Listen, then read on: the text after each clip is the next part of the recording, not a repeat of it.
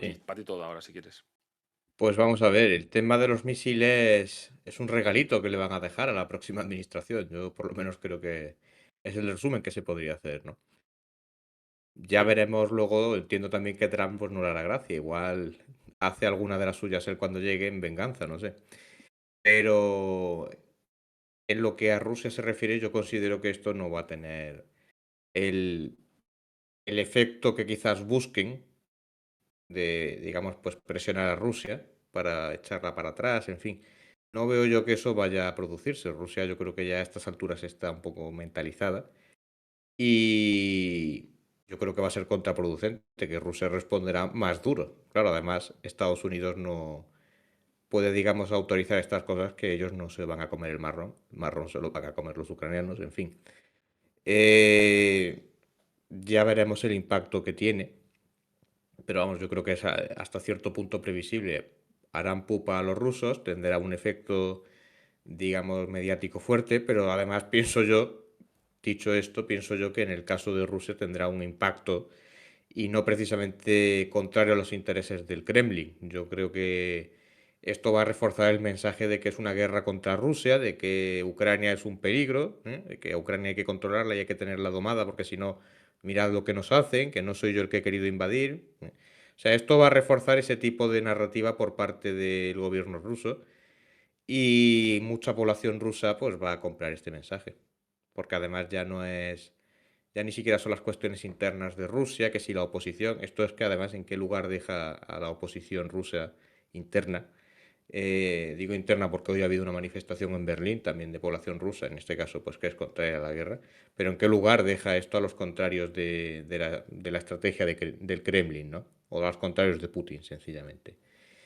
Y luego encima pues yo pienso que a Ucrania esto creo que no le va a rentar realmente, porque las consecuencias vendrán. O sea, esto va a ser acción-reacción. Y en este contexto, Ucrania es la que peor, es la que lleva las, yo creo que es la que peor lleva las cosas, ¿no? O sea, dentro del contexto Ucrania-Rusia, el desgaste mayor se lo está comiendo Ucrania y digamos que ya podemos hablar, hace meses que se puede hablar de esto, eh, hay un desgaste acumulado. Entonces, a más desgaste que se vaya incrementando, que vaya empeorando la situación, pues se irá acumulando el daño. Y ya en un punto habrá una situación en un punto en que haya cosas que tengan difícil arreglo en plena guerra, que ya habrá que esperar a después de la guerra para solucionarlas, ¿no? O sea, que yo pienso que esto, dentro de toda esta valoración general, luego está una última que es la escalada, que va a estar ahí también sobre la mesa. Y esto creo que aleja un poco el escenario de la negociación. Al menos a corto plazo lo va a alejar. Entiendo yo que Rusia en este plan, porque independientemente de la administración que haya, Rusia dirá que le va a dar igual. Que esto lo haya hecho la anterior administración y que la nueva viene con otra voluntad. Rusia lo que va a entender es que Estados Unidos, que es el país, es el que está complicando las cosas, sí, entre comillas, dentro de lo que es la visión rusa, ¿no? Ujú. Sí, sí, bueno, es lo que he comentado. Yo he hablado sobre que esto al final le quita una baza de negociación o de presión a Trump, ¿no? Porque puede haber jugado esa baza. Luego que puede ser una cuestión de una respuesta al despliegue de tropas norcoreanas, etcétera. Y luego que evidentemente que como este señor ya se ha ido o se va a ir en 2 meses, pues ya tiene, digamos, menos preocupaciones para poder tomar ciertas decisiones que al final él no va a comerse las consecuencias, ¿no? Eso es lo que más o menos la big picture que he puesto sobre la mesa. Luego también Ya he lo hablado, dice pues... ya lo Sí, sí, dice el no, ya está. refranero, ya, perdona, ya lo dice el refranero castellano, para lo que me queda en el convento. Sí. Exactamente. Y luego nada, pues es que se toman, me han preguntado muchos, bueno, me han preguntado, hemos hablado sobre qué daño puede hacer esto a Rusia, ¿no? ¿Qué objetivos, ¿no? Yo he dicho, pues bueno, pues ataques de mando a contra centros de mando y control, logística, depósito de munición, etcétera, ¿no? Y luego que bueno, que estos sistemas, pues están operados por técnicos de América, o sea, quiere decir por Estados Unidos, por de la OTAN, quiere decir que no estoy descubriendo la pólvora. Y bueno, hemos estado hablando un poco del tema porque hay gente, pues bueno, pues que la pilla un poco sorpresivamente, pero quiere decir que eso es algo que incluso dijo Scholz, ¿no? Que lo he comentado, en su momento, que se le escapó, ¿no? Por así decirlo, que él no enviaba los Taurus, los misiles alemanes Taurus, porque eso implicaría tener que movilizar a técnicos en Ucrania. Sí. El tema de Corea del Norte, al final, era una cuestión que se valoraba, ¿no? Se decía que había muchísimos norcoreanos. Bueno, se han dicho muchas cosas, pero efectivamente está, digamos, alcanzando ya unas cotas notables. Además, eh, no tiene, digamos, precedentes. Que habría que retroceder mucho tiempo para ver, digamos, un contingente de un país de Asia actuando en suelo europeo, ¿no? Que habría que retroceder mucho en el tiempo, pero vamos, yo no quiero hacer analogías porque ya es un poco en plan ponernos Age of Empires y no estamos aquí para eso, pero que es una cosa notable, ¿no? Eh, pero luego está el tema de Kursk, efectivamente, que están ahí los ucranianos, que ellos insisten, ¿no?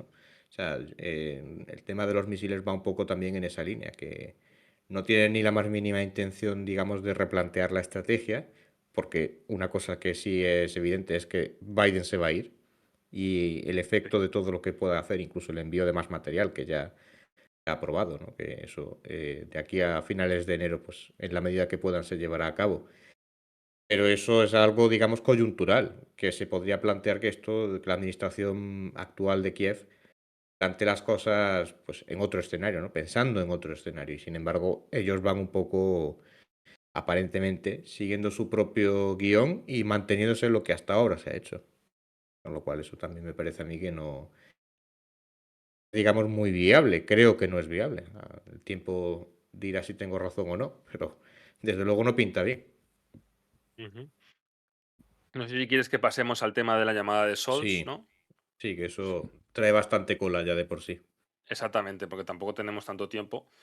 Así que nada, si quieres tú iniciarlo, si quieres tú comentarlo un poco de qué han consistido, cómo ves tú, cuál es tu visión un poco, y vamos ahí completando y vamos dando debate. Bueno, brevemente señalar que esto era algo hasta cierto punto esperado. Comentamos aquí hace ya Ujú. unas semanas que estaban teniendo lugar conversaciones en Bakú por parte de Rusia y de Alemania, por lo menos a nivel de dos delegaciones electas. Y ya se estaba viendo venir un poco un acercamiento, por lo menos a nivel diplomático, ¿no? De debatir y de hablar entre ellos. Algo que hasta ahora pues no había tenido lugar desde principios de 2022. Creo que la última conversación que tuvo lugar entre Putin y Scholz fue en febrero, que luego hubo conversaciones ruso-alemanas, las hubo y las ha habido aparentemente en este tiempo. Otra cosa es ya el alcance y bueno, pues la importancia que han tenido, ¿no? Pero sí cabe recordar en la primavera de 2022, por lo menos hasta marzo, abril, más o menos. Ya después de la guerra sabremos además otras cosas que hasta ahora no se saben. No cabe olvidar las conversaciones que hubo también en San Petersburgo, en las que San Petersburgo, Moscú, en las que participó el anterior canciller alemán, Gerhard Schroeder, que además pues, fue una cosa que no se escondió, que se sabía en aquel momento que estaba allí, que bueno, pues que estaba probablemente haciendo lo que Scholz no quería o no podía, ¿no? Estaba desempeñando ese papel. Pero ya a partir de ese momento, de la primavera de 2022, no volvió a haber ninguna iniciativa, digamos, conocida. Y hasta ahora hemos estado en este punto. Debo decir que cuando se tuvo conocimiento de esto, en algunos medios alemanes, por ejemplo en la radiotelevisión pública, hubo gente que esto, hasta cierto punto, por lo menos los partidarios del gobierno, hubo gente que esto lo apoyó. Por lo menos cuando digo los partidarios del gobierno, pensemos en el Partido Socialdemócrata más que en los verdes, ¿no? Excluyendo a los liberales que ya sabemos que no están en el gobierno. Hubo gente que saludó esta acción del canciller, incluso en el caso de la radio televisión pública, un comentario que se hizo, más allá de, bueno, pues de decir que era una buena idea, que era una buena noticia, que era un paso necesario, se saludaba señalando textualmente que era algo necesario por no dejarle a Trump, digamos, el monopolio, entre comillas. Esto lo digo yo, lo del monopolio, no lo dice la noticia. Por no dejarle a Trump el monopolio de lo que es el tema de las conversaciones y las negociaciones, ¿no? Que Alemania, pues que ahora que debe hacerse notar y bueno, que a mí personalmente me parece una cosa un poco, has- hasta cierto punto, un poco bochornosa, en plan de, bueno, a última hora, apuntarse a última hora para destacar en el papel negociador, tampoco es que sea una cosa como para echar las campanas al vuelo, pero en fin, ya, eso ya a ojo y a valoración del comentarista, ¿no? Yo hasta ahora pienso que la conversación que ha tenido lugar, bueno, yo soy escéptico. Escéptico en el sentido de lo que realmente puede decir Scholz, de lo que puede aportar y, bueno, Putin, que yo creo que también lo sabe. Creo que a estas alturas, a última hora y después de lo ocurrido estos años, pues no estoy yo muy seguro de qué es lo que de verdad puede aportar, más allá de, bueno, estoy dispuesto ahora a hablar. Eso creo que dentro del escenario de negociaciones creo que es algo eh, positivo, podríamos decir, en el sentido de que, bueno, de que se abre otra vía negociadora, que no es solo dentro del escenario Washington-Moscú, que sería algo más bilateral en ese aspecto. Pero Alemania ha jugado, pienso yo, mal sus cartas porque se ha alineado respecto de Estados Unidos y Rusia en ese aspecto no va a valorar a Alemania, digamos, como un actor, como una voz propia, ¿no? Hasta ahora Alemania ha sido, digamos, un apéndice de Estados Unidos y, bueno, pues en este sentido hacerlo a última hora no creo yo que vaya a cambiar mucho las cosas. Otra cuestión es lo que pueda venir del siguiente gobierno que se constituya después de las elecciones que tendrán en febrero del año que viene. Y también habrá que ver para entonces las conversaciones germano-rusas que, en principio, yo asumo que están teniendo lugar, de alguna manera o de otra. Quizás en algunos casos más a escondidas, menos conocido, y en otros pues quizás más conocido, pues por ejemplo las conversaciones estas que hubo en Bakú en octubre del año pasado, creo recordar, en octubre de este año, que, si no recuerdo mal. En fin, esa es un poco la valoración que yo hago por ahora. Mm. Y o sea, ¿tú lo ves como o sea, es un movimiento externo e interno de cara a las elecciones también? ¿O lo ves como más, o sea, tú ves, cómo repartirías el movimiento, un porcentaje de más interno que externo o más externo que interno? Yo lo veo más interno. Mm. Creo que esto era algo que tenía Scholz en la mano, que no es una cosa que haya hecho porque ha ganado Trump, eso también lo remarco, ¿eh? Que alguno quizás, no digo que alguno lo piense aquí, pero esto se está diciendo dentro de Alemania y fuera de Alemania, que ha sido un movimiento porque ha ganado Trump, tal, bueno.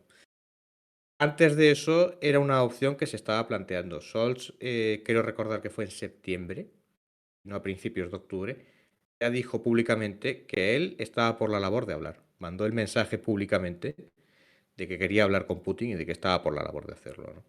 Que además en esto el papel de verbo que ha sido pues fantasmal, ¿no? Ha estado completamente ausente, no ha dicho ni pío, lo cual demuestra que la han callado y que le han dejado bastante claro que no sabotee ni y que si tiene algo que decir que sea positivo y que si no pues que no diga nada. Entonces yo pienso que ha hecho esto ahora más por las elecciones norteamericanas, pienso yo más por lo que ha ocurrido en casa. Sabe que el tiempo se le está agotando. Además, ya sabéis que dijo que las elecciones las quería pues lo más tarde posible y luego ha ido cambiando, ¿no? Que si la moción está de confianza primero en enero, ahora la va a hacer antes de Navidad, en fin. Y las elecciones pues también se han acabado adelantando respecto a lo que él quería. Entonces yo creo que esto obedece también un poco a eso. Creo que finalmente pues está más ligado a cuestión interna, como tú bien señalas. Le ha caído mucha, no voy a decir una palabrota, pero no, muchas críticas a Scholz, ¿no? Por esta llamada, evidentemente de los sospechosos habituales, ¿no? Bueno, para empezar, Donald Tusk, el primer ministro polaco, em, evidentemente las críticas, sabéis por dónde van, que esto solamente lo que está ayudando es a Putin esto solamente incentiva más a Putin a seguir, que esto es derrotismo, etcétera. Luego, evidentemente, Zelensky también ha criticado la llamada, ha dicho que lo que es una victoria para Putin, ¿no? Porque lo que ha conseguido es romper ese aislamiento diplomático. Es verdad que yo creo que puede ser un tanto para Putin, ¿no? Pero yo creo que es una cosa sobre ya de hechos consumados, ¿no? Quiere decir que mm, no puede ser que solamente el que vaya a hablar con Putin sea primero Orbán y luego Trump. Quiere decir que al final alguien en Europa, si pretenden tener aunque sea un mínimo de agencia, que al final da igual aunque hables con él o no, es que tienes que hablar con, al final tienes que estar en la mesa de negociación, eso es así. Están emperrados en que no, pero es un hecho. Y me da la sensación de todas maneras de que Europa no va a estar igualmente en la mesa de negociación y que va a tener que tragar con lo que salga del acuerdo con Trump y Putin si es que se llega a un acuerdo, claro. No lo digo ya de paz, sino de intente de alto el fuego, etcétera, ¿no? Eh, Sí. que nos preguntan que sobre todo cuál ha sido el contenido de la llamada, pues bueno, pues se entiende que ha sido, lo que se ha dejado entrever es Scholz diciendo que bueno, que es inaceptable la guerra de Ucrania, que es que desescalase la situación, etcétera, y no sé lo que ha dicho Putin al respecto, la verdad, no sé si tú te has enterado, etcétera. Lo esperable. Yo no voy a hacer una valoración del contenido, porque aquí han dicho lo que han querido decir de cara al público. Pues básicamente lo esperable. Mm, Señalar sus posiciones, Scholz las posiciones que tú has señalado y Putin pues las que ya conocemos. Que mm, Ucrania, básicamente que Ucrania pues que se tiene que avenir a lo que Rusia ha venido exigiendo, que hay que aceptar que si se quiere negociar, pues que tienen que aceptar las condiciones que Rusia ha venido exigiendo. Han expuesto lo que han dicho, lo que públicamente han dicho que han hablado por teléfono, viene a ser lo que ya conocemos. ¿Qué han comentado por teléfono que no han dicho en privado? Eso desde luego no lo han dicho. Pero yo creo que probablemente si se ha llegado a decir algo, o sea, salirse de lo esperable, de lo que ha sido remarcar sus posiciones, pues probablemente Putin le haya dicho esto que yo he señalado, que qué le van a ofrecer. Porque realmente esa es la cuestión. ¿Qué puede ofrecer Alemania ahora mismo, no? ¿Qué no le puede ofrecer quizás, por ejemplo, Trump? Sobre todo ya que sabemos ese escenario, que ya no es una hipótesis de hace unas semanas de si gana Trump, si gana Kamala, ya sabemos que ha ganado. ¿Y Alemania qué le puede ofrecer que no le pueda ya ofrecer Estados Unidos? Que además Alemania sabemos que no tiene mucho margen de maniobra respecto a lo que Estados Unidos haga. Y sabemos que Estados Unidos, muy probablemente, como tú bien dices, pues marque una línea de actuación y, bueno, pues al final Europa la siga porque o no tienen mucha voluntad o no tienen mucho espacio porque se lo han montado mal en estos años, en fin, etcétera, etcétera. Es un poco llover sobre mojados, pienso yo. mm. Exactamente.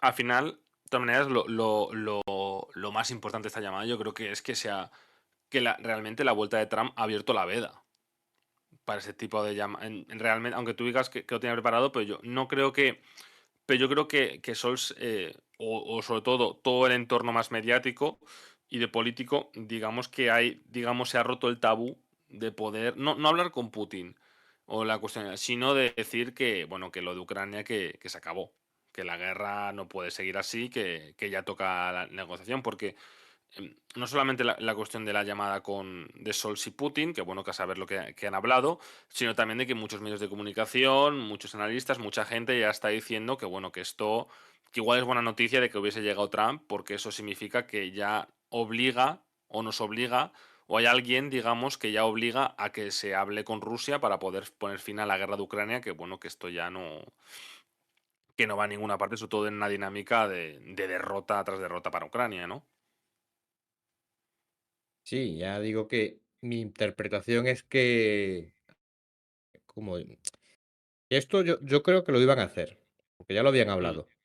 El tema de los tiempos coincide mucho el tema de Trump, pero es que también está lo de las elecciones, es que eso fue poco después.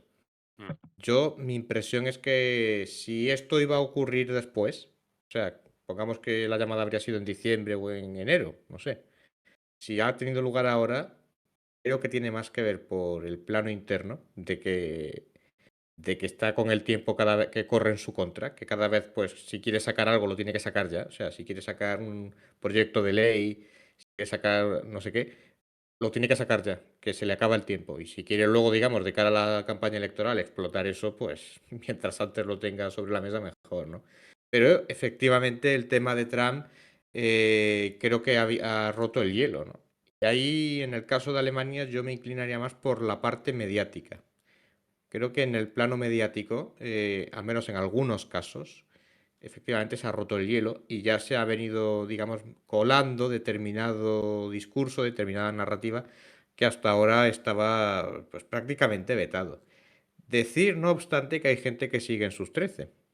No vayáis a pensar que por el hecho de que en general parece como que, como decía Pablo, ¿no? Que se está viniendo determinado mensaje, se está, digamos, imponiendo un poco cierta narrativa, pero que en el caso de Alemania hay gente que sigue las mismas y no va a cambiar. Caso de la señora Baerbock, que ha habido Congreso de los Verdes estos días en Wiesbaden, y creo que intervino el viernes, si no me falla la memoria, o fue ayer por la mañana, no estoy seguro. Y bueno, pues en su discurso seguían las mismas respecto de Ucrania, ¿eh? O sea, ella ya sabiendo un poco el percal que hay con el canciller, ella deja, digamos, el mensaje caer para que quien no lo tenga claro, pues ella sigue en sus 13. Y hay medios de comunicación que están también un poco en esa línea. Caso, por ejemplo, ya políticamente hablando, caso de Friedrich Merz, el líder de la democracia cristiana, o de los conservadores, que aparentemente está también en esa línea de Baerbock, ¿no? Ya veremos si luego cuando es canciller a lo mejor se encuentra con otra situación o a lo mejor no tenía de verdad este discurso y bueno, pues está más a otras cosas, ¿no? Sobre todo que por lo que parece que a lo mejor incluso en 2, 3 meses, ¿no? Las elecciones son en 23 de febrero, creo recordar, en Alemania. Igual para entonces el panorama ha cambiado más. Quiero decir que en la última semana el panorama cambió bastante. A nivel mediático, a nivel de discurso, no a nivel de los hechos, porque los hechos son los que son. Pero a nivel de discurso mediático, a nivel de ánimos, de comunicación política, de lo que se está diciendo y lo que no se dice, yo creo que cambió bastante la situación. Vamos a ver cómo cambia en 2, 3 meses. Porque todo apunta de que Rusia va a seguir avanzando y que Ucrania va a seguir retrocediendo y evidentemente todo eso tiene su reflejo en la comunicación de la guerra y de básicamente los ánimos, la moral y los discursos. Pero veremos, veremos. Sí. No sé si hay alguna pregunta concreta que podamos responder. De momento, no sé si tenéis alguna pregunta.